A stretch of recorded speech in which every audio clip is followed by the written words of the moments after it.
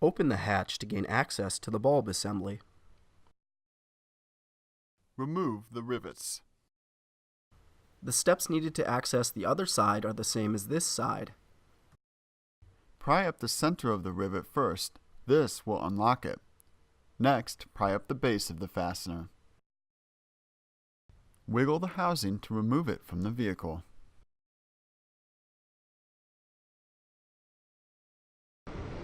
We got to push the red tab over.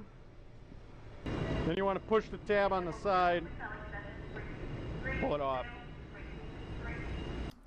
Now you can replace your housing with a new one. Reconnect the bulb housing. And then just push the red tab in to lock it. Reinsert the bulb housing into the vehicle.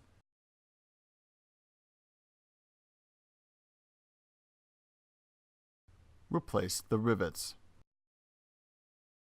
Align the base of the rivet first. Next, push down on the center to lock it in place. Make sure the assembly is tight and secure.